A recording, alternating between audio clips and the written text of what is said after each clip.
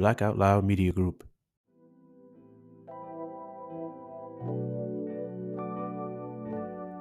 Welcome back to another episode of the Brown Sugar Cafe podcast, the place where poetry meets conversation. I'm your host, Terrence P. Elmore, and before we get into today's topic, make sure you hit that plus sign so you don't miss an episode.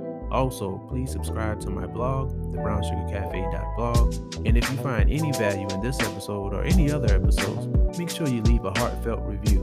So with that being said, let's get to it.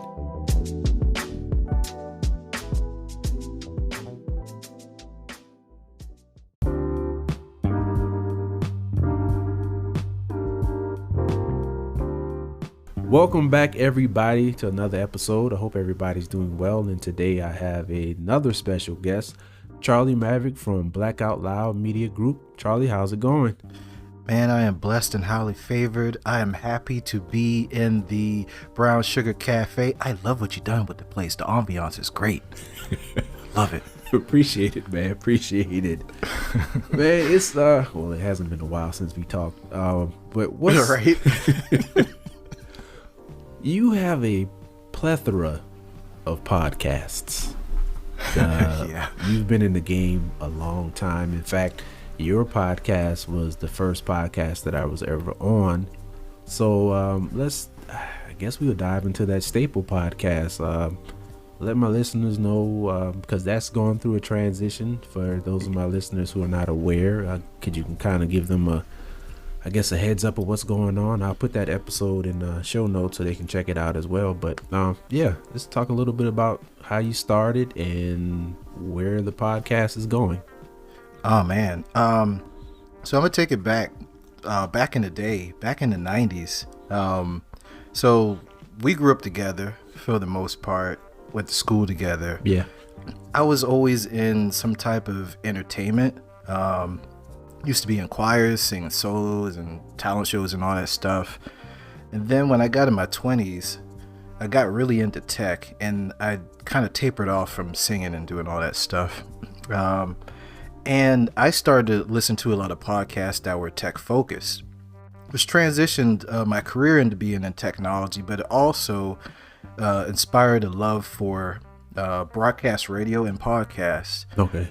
So I was like, I can try to be this person that keeps chasing this music dream, going on all these contest shows. I tried out for American Idol one time, but that was I wasn't ready that year. Okay. Wasn't ready. I didn't know that. Yeah, fun fact. I think that was 2005. But I realized I needed to transition into something else, and the love that I have for the medium is transcendent upon like what I plan to do artistically with my life going forward. So it just felt natural for me to try to get into podcasting and just try to find my avenue, my way of articulating what I like to talk about all the time. So I started the MavCast, and the MavCast was like, it's a tech podcast. It was like culture. It was a few things that transitioned over the years, because I wanted to kind of use it as a way to talk about everything I like. Right. But some stuff happened in the world, and I just went away for a while, and George Floyd happened, and I came back. And we did a couple of stuff about the culture. Yeah, man, those are some very deep topics we had.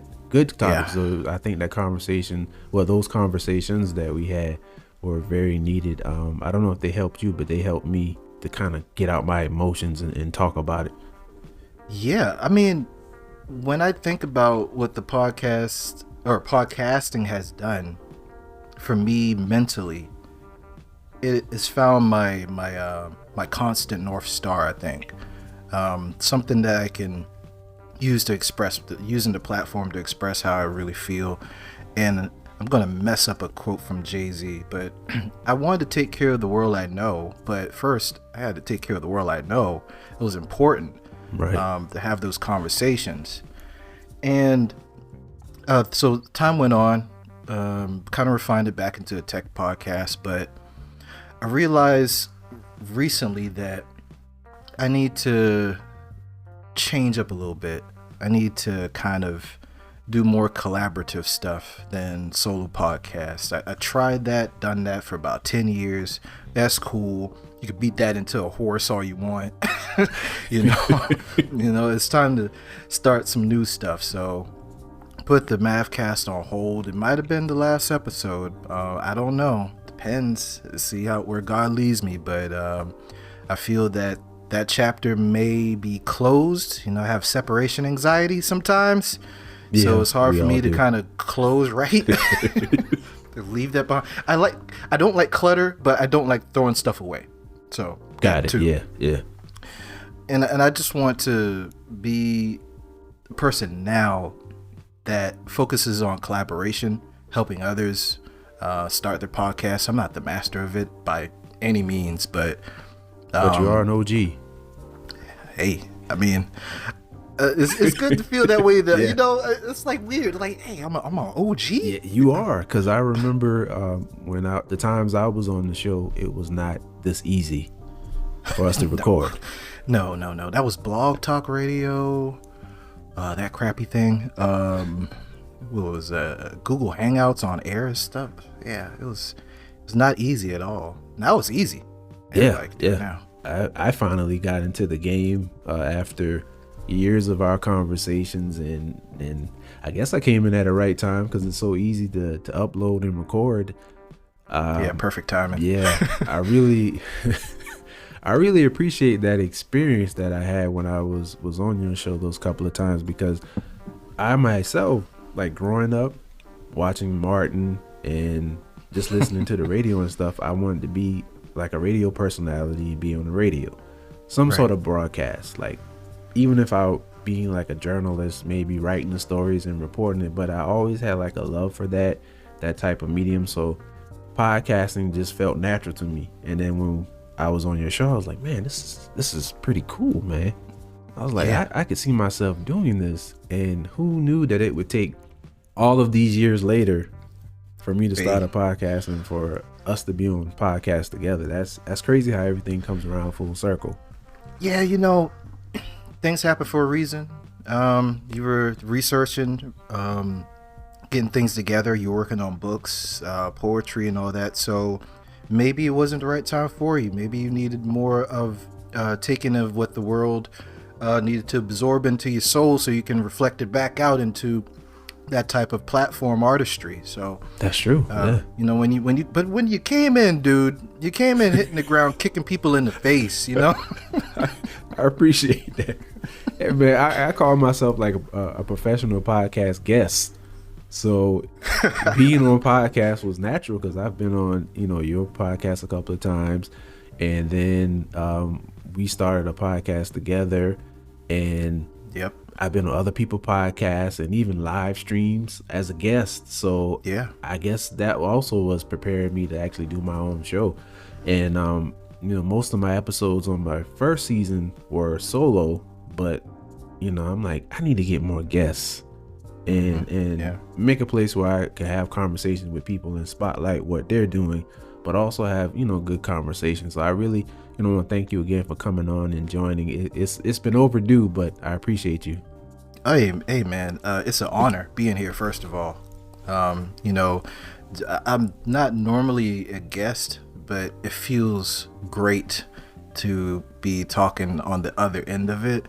And this is a great podcast, first of all, to be a part of, because I think you're doing God's work, as the old people used to say. Yeah, God's work. Appreciate now, it. You know, it'd be some mornings where that night before was kind of hard, man. The dream sequences wasn't in my favor. Yeah. And I wake up, I'm like, I need something. And you know, there's what they call the rams in the bushes. Yeah. You know, sometimes when I see that notification from Apple Podcasts, I'm like, well, let's do it. And I'm like, oh, well, I feel better now. Well, you know what? I learned something. Because another thing about me is I have a background in psychology, sociology, but the way that you articulate your messages to people makes me feel like I need to learn more, because first of all, you can always learn something new from someone, Right. and the aspect or the angle that they take with it and deliver it could, if you just listen to it, it could you can always learn something new. And man, you're doing great work with this podcast, man. Oh man, I really appreciate that. I really do. That really means a lot, and not just because we're friends, but you being, like I said, the OG from back when. Like, I remember when you started your podcast, nobody really understood what a podcast was. Everybody thought like you had. They still kind of don't. Yeah, well, yeah, that's true. it's a little more people now, but before, like, everybody was in the dark. Like, do I have to have a actual iPod to listen to a podcast, or like what, you know? So it's come a long way, and you've come a long way. You have several shows. Yeah, several. One of which is, you know, I like all of them, of course, but one of which is my favorite is Jesus Takes the Wheel with your mother. Oh, really? I really enjoy those conversations. So let my listeners know how you started that, and, you know, just how did you get to that process? What was that moment when you said, I need to record these conversations I'm having with my mother and share with everybody? Oh man. So first of all, thank you for that compliment. So Jesus Take the Wheel. There was a YouTube video that my mom and I released when YouTube was young, and it was called Negroes Cooking Grits. And we were in the kitchen literally cooking grits, and we were singing, just cutting up. And I looked back at that video a couple of years ago, I think it is now, and I moved out of state from where my parents live, and, you know, I'm busy a lot. I don't talk to my mom as much as I probably should. My mom, in her own right, is very artistic. She loves public speaking. She was almost a pastor at one point, but very deep in the church, religious. We grew up in a Methodist house, but my mom grew up in Church of God in Christ. So our family is big. Yeah. And those who don't know, my grand aunt is the international, well, she's retired now, but she was the international church mother of Kojic. Oh, so wow. Okay. I got deep ties into that. So I was like, you know, let me think of something. I want to have an opportunity for my mom to, you know, speak her truth, get something on wax, because she's an author as well, and she wanted a different way to kind of you know, tell a narrative, kind of tell a story, recount memories, great memories, and talk about topics that cross over the spiritual realm and all that. So I was like, hey Mom, let's try this out. Let's see how this is going to work. It was called Cooking Grits at first, and it was kind of food related. But my mom had the idea. she was looking at something, and she was like, "Oh, Jesus Take the Wheel." She was like, "Hey, how about this?" I'm like, "Hey, let's go with it. Sounds great." And it just took off there, and we really talk about a whole bunch of stuff, but we try to bring people in, which has for the most part been our family, from the Kojic side, to tell their story of how God has used them. We also talk about current events, family stuff, and we just talk about how to, you know, navigate through this crazy world spiritually without going crazy. Yeah, I love the way your mother tells those stories. Because she's animated, and I see where you get it from. Oh yeah, yeah.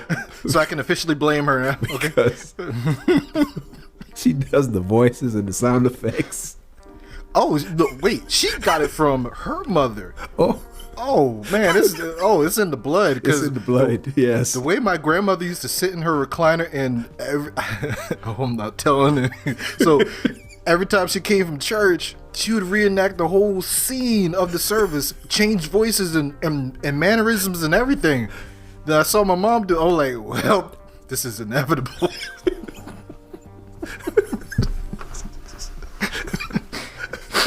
And I'm loving it. I'm like, you know, I'm not really an outgoing person, but I do like to make people laugh, and I do get it from her.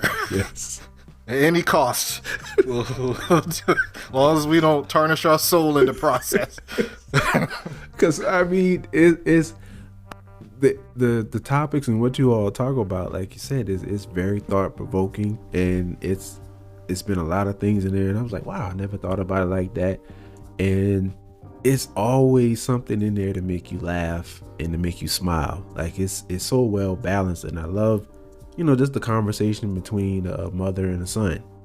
I had my mother on the episode, and it was just it's just fun. I mean, we do talk to our mothers, and like you said, probably not as much as we should, but just being able to capture that conversation, because it's been times I reflected back, even being younger, so conversations my mother and I had that if I was recording it, it would have been really good to share with people, right? Because they have that wisdom that we don't have, and it's some things that we know that they don't know. So it's like, because I think that one of the biggest problems we have is generationally, older generations sometimes don't want to learn from younger generations, and vice versa, because growing up, it's been some things that we learned that weren't necessarily true, weren't necessarily factual, or it was just kind of misguided information. So it's kind of like a little bit of distrust, I guess is a word for it.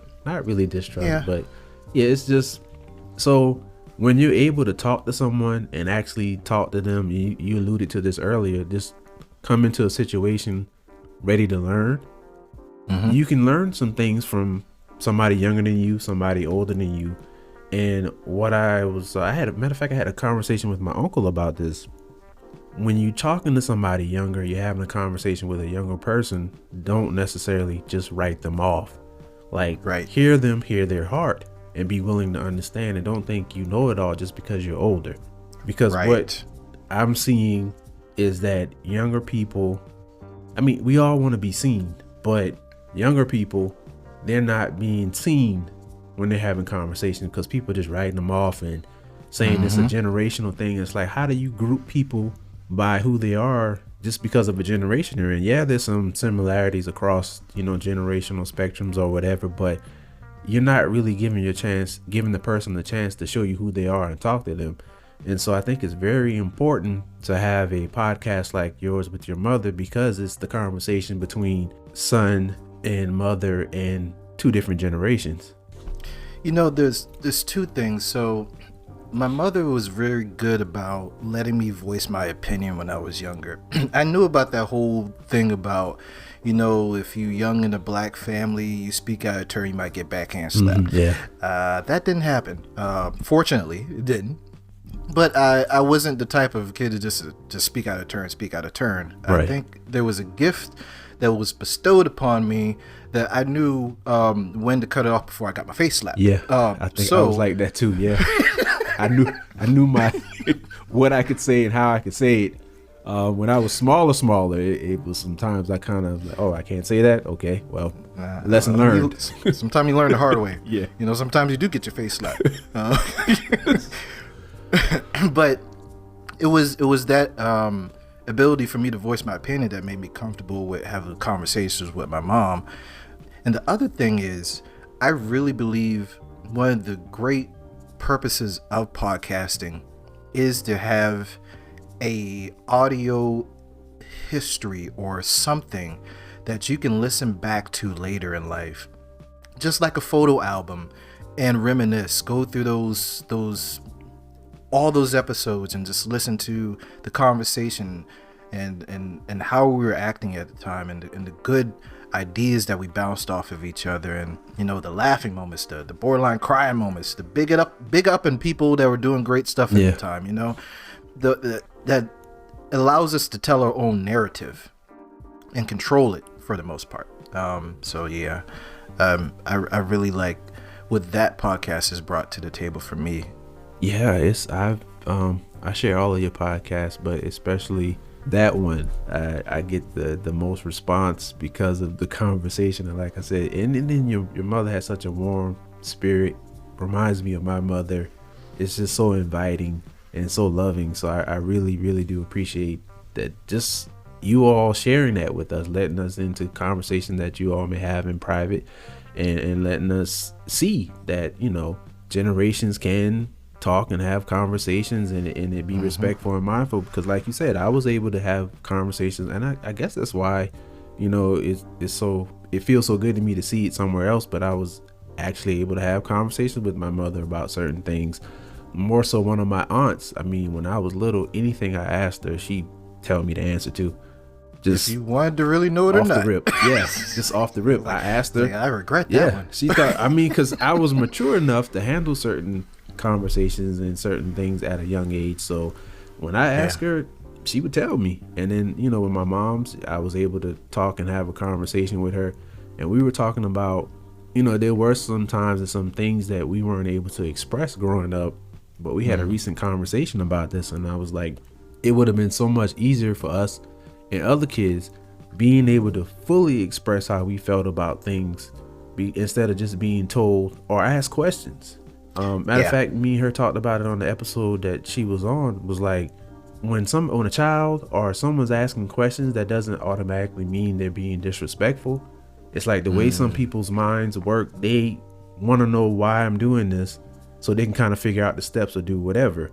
And instead of that, just do what I tell you. It's like you have to be able to let the person, child or whoever, ask questions so they could properly do what they need to do. And it's interesting how just, you know, that mentality, do what I say, don't question me or talk back. But it's not necessarily talking back, because I'm an inquisitive person. And when I was younger, my grandmother and I would kind of bump heads, but in a loving way, you know, because I would ask her stuff and she'd be like, boy, just go ahead and do it. I'm like, yes, ma'am, you know, but I'd ask, you know, or if she told me something, her thing when she would tell me to do something, sometimes she would have asked me, you know, do you want to do so-and-so? And I'd be like, no, ma'am. But she really was telling me to do it, and she'd be like, yeah, just go ahead and do it. I'm like, okay, all right. I mean, you asked me if I want to do it or not. It's very polite of you. Yeah, I'm just like, okay. So I think that's very important. Just like, you know, from adults to their children, but people in general. Like, if somebody's asking you a question, I mean, is it a respectful way to ask a question? Right. And you can tell if somebody's being disrespectful or not, but don't just automatically assume because they're asking you a question, they're being disrespectful. People could do so much more if they understood the why. Yeah, I wonder if a part of that is them kind of being annoyed by the question too. You know, like they mastered whatever they felt that they mastered in life, and then someone, you know, because you know, I'm like that with some stuff too. I'm guilty of that. Like you can figure it out yourself. You know, and why are you bothering me? You know, and then I feel bad later. I'm like, all right. I mean, or it could be the fact that I think you alluded to this. Like if you give them the recipe, they're gonna think they're smarter than you.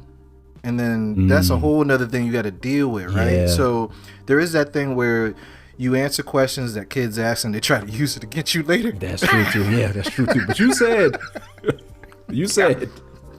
I didn't know I was being set up. That's a good point. I didn't think about that. Yeah. Good thing we don't have that dynamic with me and my mother. You know, right? Exactly. We don't got time for that. Nah, we got time for it. Try to set nobody up. No, man. Try to set other people up, not us. Family first. So, in addition to that podcast, it was two more. Yeah, two more podcasts. I tell you, it's hard to keep up. Well, talk about those other. You're part of one of them. Yeah, that's true. Talk about. Let's see. You started a new podcast a couple of months ago. This Mindful World. Yeah. Yes.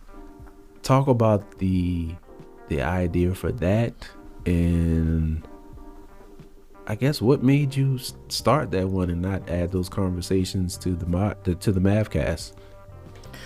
Well, I've learned something over the years because I always try to learn stuff, and you have to have a target message with your podcast.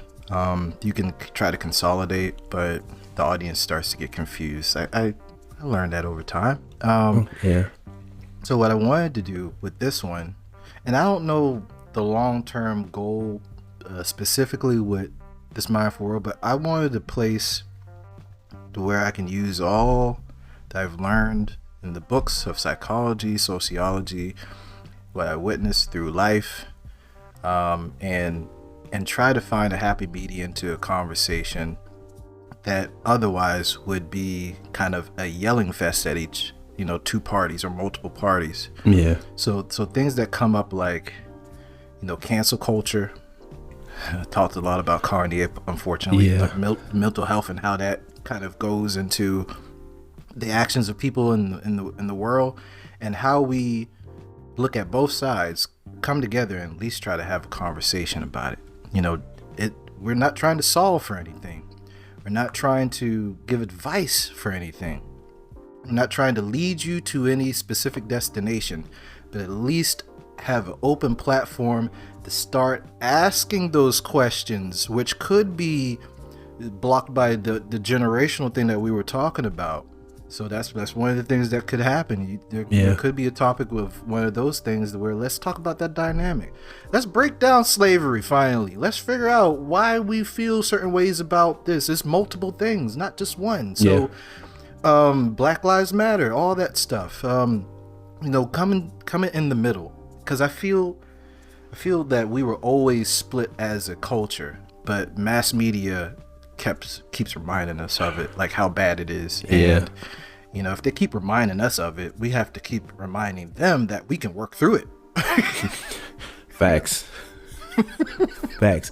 That's in the working through it part. It seems like it gets missed because, like you said, cancel culture, and people are so, if you don't agree with me, then I don't want to talk to you anymore, or later for you, or you're dumb, or it's just like, but I mean, it's a different perspective.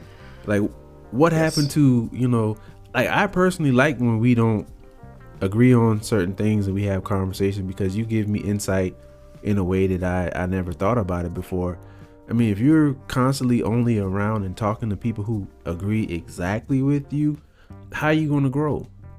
That's just like building a team, Yes. a family, a good unit. You have to have people that are not just yes people. You know, got to be gender neutral these days with that term. But you want to go through those hard conversations. You might argue a little bit, but hey, that is a part of designing an idea to come to fruition that two parties or multiple have different thoughts about. And again, you can learn from that person. Maybe you're like, I'm hot stuff. I know all this. Oh, I didn't think about that. Because even with one person, let's be real, we got multiple personalities. Everybody does. That's different facets of our personality, our characteristics. That's fine. We just don't let them out in the open and give them names. That's cool. But even with that, we have to be comfortable. And this is kind of what I do, is I think about any given day, because there's 7 days in a week and there's 24 hours in every day. My mood changes a lot in that span of time. And the way I think about something on Monday, which I hate Mondays, is probably totally different on Friday. So let me try to think about Friday, Charlie. Maybe we can meet at Wednesday, because Wednesday I'm on point. You're like, I'm right in the middle. I'm like, hump day, I'm at the top. I'm looking down at everything. All right, I know what I need to do to take this forward. So, That's a good point. You definitely need to have those debates. Debating is cool. That's what they are, debates. They're not necessarily arguments, I don't think. Well, depending on who you're talking to, but like, debates are healthy. As an adult, I was like, man, I really should have been on the debate team. Right? That would have been cool, but in school it wasn't cool to me. I wasn't trying to be that. Yeah, we gotta change that. Yeah. But because even if, like, depends on what the conversation is, when I'm saying something in a conversation towards a certain idea, it doesn't necessarily always represent my thought process. It's like, I'm thinking sometimes like, okay, well, I feel where you're coming from. And sometimes I do fail in saying, like, I feel where you're coming from first. before I interject like a different point of view, and it's not necessarily mine. It's like, okay, I feel you, but what about this person may think and see it like that? Yeah. You got to do that, you know. I wish that some people that were world leaders would kind of do that too. But I mean, that's a part of growing. It is, to understand that. I think this goes into another thing. To understand that you need to know how much you can bear, which is, you know, we put it all on God. Like, He knows how much you can bear. Like, you should know too. You should definitely know too. Yeah. That's just like lifting weights. You should definitely know too, so you don't get a hernia. You should definitely know that. That's a good point. Then when you know better, you do better, and then you have people around you that make you better. Yeah, that's true. You know, Michael Jordan was arguably the greatest, you know, professional basketball player of all time, but he had Scottie Pippen, and Horace Grant, and Steve Kerr at one time. Yeah, I was Steve Kerr too. And another thing, he made the people around him better as well. Yeah, they didn't always like it. Yeah, they did. No. After watching The Last Dance, I've heard how bad it was, but after watching The Last Dance, I was like, dang, what? Yeah. Man, boy, playing for him was, your nerves had to be bad, because you like, if I miss this shot, Jordan really gonna tear into me. But hey, he did. You got to have thick. You got to have thick skin. You got cussed out. I remember reading the article about Kwame Brown, and hope he doesn't hear this, but no, he's probably over it by now. But I read an article about when he was drafted, and I think it was, if I remember correctly, Tractor Trailer? Yes. I think he set a pick on him or something in practice, but he got knocked down. Yeah. Jordan walked past him and shook his head like in disgust and walked off, and that really, he felt that to his core, and he cried. And I'm just like, yeah, I mean, you think about how he was the one who was like, yeah, we need to draft him. First round draft pick. It was a slew of other college athletes and things that I think Shane Battier was in that draft as well. That should have gone first. Yeah. I didn't know who Kwame Brown was, but kinda, you know, when really. He got drafted, I mean, around draft time, the buzz, but I mean, he didn't live up to the hype. And all this people did, just like Harold Miner did. Yeah. He did look, you know, and just thinking about that, like, for one, I mean, Jordan is like, if you're a basketball player, that's like depending on how old you are, it's like your idol. Like, you know, this is Michael Jordan. It doesn't matter how old you are. Yeah. It should be Jordan. This is Michael Jordan. But how that must have hurt, you know, him just shaking his head and walking off with disgust. And at that moment, what should have made him a better player, it was the opposite. It seemed like his career it never budded after that. I don't think that was the defining factor. You don't think? I think he was just trash. Then he realized when Jordan did that, maybe I am trash. Let me go back home. Kwame Brown. Maybe you looked up and you know how people fail upwards? Yeah. They're like, you know, he got into the NBA. He was like, I don't know who this dude is. Oh, that's why. Okay, that makes sense. Before we get out of here, we have a podcast coming up. Yeah. Pass the Remote. Yeah. Pass the Remote, man. So, I mean, we used to do the Backyard Pitmaster podcast together, and that has evolved into Black Smoke Barbecue podcast. A behemoth. Yeah. A behemoth. Y'all check that out. Behemoth. That's for the culture, people. Yeah. That's for the culture. It is. And we used to have conversations about movies, TV shows, and things like that. Even jumping on the MavCast podcast, a couple times we talked about shows. Matter of fact, the first podcast episode I was on with you, we talked about The Following. Yes, sir. That was a great TV show, by the way, with Kevin Bacon. Man. So Walking Dead a couple of times. Yeah. Early on. Yeah. So we're gonna be starting this Pass the Remote, conversations about movies, TV shows, and I don't know, anything else? Man, you know, I think we can cover a lot of stuff with Pass the Remote, from the content to the devices we watch it on. That's good. Yeah. And the platforms too, because there's one thing that people gotta figure out, which is hard to do on your own, so you might need some help, is figure out like how these licensing deals and where to find stuff and how to watch it. What format's best? Do you have the right TV? Maybe Super Bowl's coming up. They got sales coming up. I don't know. And all the navigates around, because it's forever changing. The content's forever changing. There's series that come out every other day, literally. Every other day. Yeah. Do I watch? Netflix, do I not watch? Do I pass? I think we should talk about should you pass or not. Definitely, because there's been some that I should have passed on recently. Yeah, me too. Definitely, like the National Treasure series on Disney Plus. Not the business for me. Nope. There's another one. I can't remember right now. There's a few out there. I was like, I should have gave up on that one. Oh man, that'd be good. Yeah, those would be good first topics on that first episode. Yeah, man, I really appreciate you for stopping by and chopping it up. Like I said, everybody, Charlie is from Black Out Loud Media Group. It's a plethora of us. We have the wonderful world of Mr. Rosser. We have, and I always forget what Digger changed the name. Oh, Digger, Two Gun, Tony, and Red's Troublemakers Podcast. That's it. Yeah. That's a mouthful. Yeah. But hey, the voice be cutting up, man. Yeah. Hold on, I just gotta say, especially them Talk Tuesdays. Dude, I gotta say, I was listening to the latest episode. The boy had me rolling, man. Hey, I love y'all. Y'all got problems, and y'all and keep the problems because it's entertaining, especially Two Gun. Yeah, man. Yeah. Yeah. I think I'm gonna have to call somebody on him one day. I mean, he just says whatever comes to his mind. I want to ask him.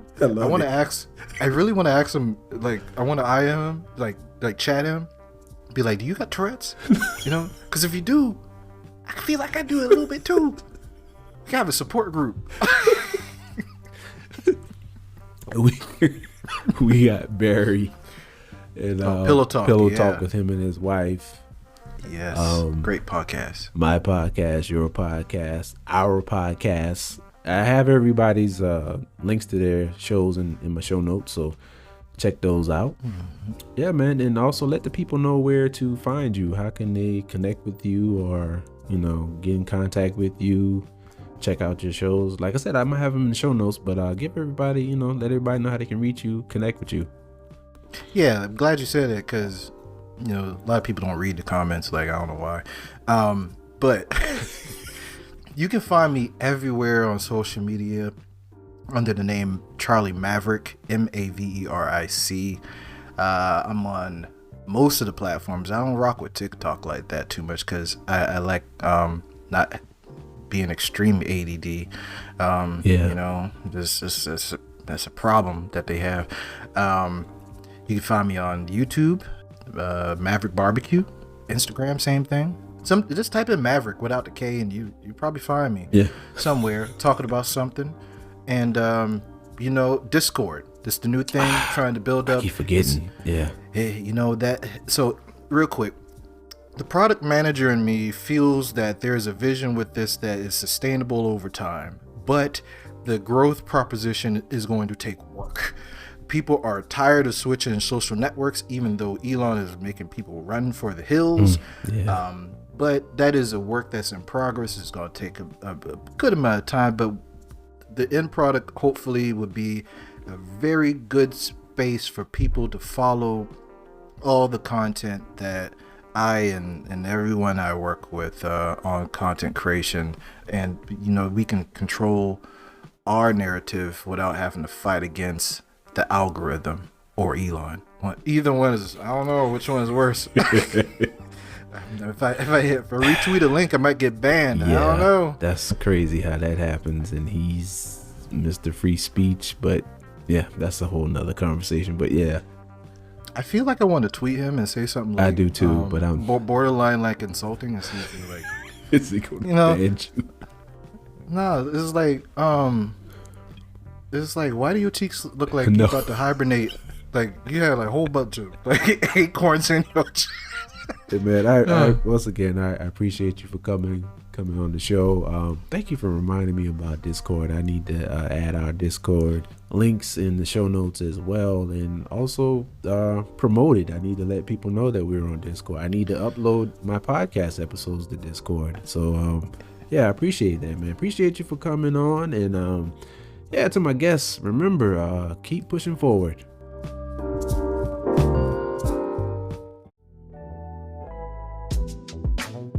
Thank you for tuning in to another episode of the Brown Sugar Cafe podcast. Once again, I'm your host, Terrence P. Elmore, and this is the place where poetry meets conversation.